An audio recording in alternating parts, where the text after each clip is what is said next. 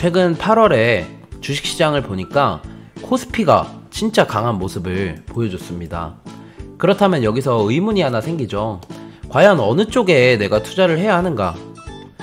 투자자들의 성향에 따라 그리고 보유하고 있었던 종목에 따라 각자 다른 생각을 했겠지만 단연 시장에서 가장 관심이 많았던 종목은 삼성전자였을 겁니다. 7월 한 달을 보니까 외인이 2조 7천억 원가량 삼성전자 매수를 했는데요. 사실 외국인 투자자들은 이 삼성전자라는 기업을 단순하게 이 종목 하나만 보고 삼성전자가 좋으니까 구매를 해야지 라고 생각하는 게 아니라 이 한국 시장 전체를 보고 삼성전자를 구매를 합니다. 이 안에는 환율 차익, 환차익을 노리기 위한 자금도 상당한데요. 예를 들어 외국인들이 한국 주식을 살 때는 달러가 아니라 원화로 환전을 해서 주식을 구매를 하고, 반대로 한국 주식을 팔 때는 이 원화를 다시 달러로 환전을 해서 본인들의 계좌로 가져갑니다. 환율이라는 게 잘 아시겠지만 가만히 있는 게 아니라 매일 변동을 하기 때문에 이에 따른 차익을 거둘 수가 있게 되는 구조인데요. 물론 그렇다고 해서 외국인들이 삼성전자를 산 이유가 단순하게 환율 차익 때문만은 아닐 겁니다. 그래서 반도체 쪽에 호재가 있나 하고 뉴스를 좀 살펴보니까 국내 반도체에 대한 구체적인 이슈들도 몇 가지가 있었습니다. 제가 본 뉴스가 시사하는 바에 의하면 저는 개인적으로 반도체 섹터 자체가 조금 더 오를 수 있겠다라고 보는데요. 먼저 잘 알려진 인텔과 삼성의 파트너십 기대입니다. 본론에 들어가기에 앞서서 잠깐 바이오 산업으로 예를 들어보자면, 바이오는 R&D, 즉 연구개발 파트랑 CMO, 위탁 생산 파트로 나뉘어 있는데, 사실 약을 개발하는 것도 중요하지만 이를 생산하는 CMO 기업들 역시 상당히 중요합니다. 우리나라에서는 알만한 삼성바이오로직스가 CMO 사업, 즉 타기업에서 만든 백신이나 신약을 생산해주는 걸 주력으로 일을 하고 있고요. 실제로 약 하나를 테스트 생산을 맡기는데도 수십억 원의 비용이 들 만큼 CMO 사업은 수익성이 좋은 편입니다. 이와 관련해서는 다음 영상에 올려서 정확하게 이해하실 수 있도록 도움을 드리겠습니다. 자, 그러면 본론으로 돌아와서, 사실 반도체에는 우리가 잘 알고 있는 이 팹리스 그리고 파운드리, 이렇게 두 개를 주로 알고 계시는데, 팹리스란 반도체 설계를 전문으로 하는 것을 뜻하며 파운드리는 설계된 반도체를 생산하는 것을 뜻합니다. 이 안에서 굳이 조금 더 파트를 나누어 본다면 크게 4가지로 구분을 할 수가 있습니다. 설계부터 생산까지 전체 과정을 영위하는 이 삼성전자 같은 기업을 IDM, 즉 종합반도체라고 하고, 설계만 하는 회사를 앞에서 말씀드렸던 팹리스, 그리고 생산만 하는 기업을 파운드리, 그리고 마지막으로 OSAT라고 위탁 생산 업체가 만든 반도체에 대한 검사와 패키징을 담당하는 분야가 있는데요. 지난 7월 30일이죠. 이재용 부회장이 간 곳이 바로 OSAT 사업을 영위하는 회사였습니다. 사실 반도체 섹터를 내가 매수를 하거나 관심이 있다면 이재용 부회장의 행보에 굉장히 집중을 해야 하는데요. 그만큼 삼성이 가진 파워가 대단하다라는 거겠죠. 사실 과거부터 글로벌 기업들은 삼성전자처럼 종합반도체 회사가 되기 위해서 여러 시도를 했지만 성공한 케이스가 거의 없습니다.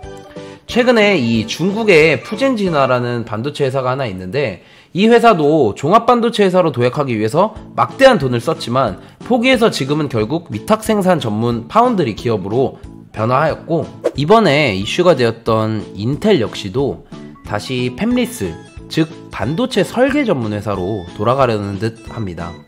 그러다 보니까 이 지난 23일에 인텔의 주가가 급락을 했었는데요. 2분기 실적 발표가 나쁘지 않았음에도 인텔의 성장은 제한적일 것이다 라는 견해가 주가에 표현된 듯 합니다. 인텔은 현재까지 완성도가 낮은 생산력을 기반으로 꾸준히 종합반도체 회사가 되려고 노력을 하다 보니까 한계에 부딪히게 된 건데요. 상황이 이렇다 보니 미국 내 같은 기업인 애플 역시도 인텔 제품을 쓰지 않고 자체적으로 만들어서 사용을 하겠다라는 의지를 표현하기도 했습니다. 반면 인텔의 경쟁사라고 꼽히는 이 AMD라는 기업 같은 경우에는 최근에 새로운 반도체 제품까지 시장에 내놓으면서 인텔과는 반대로 굉장히 부각을 받고 있는데요.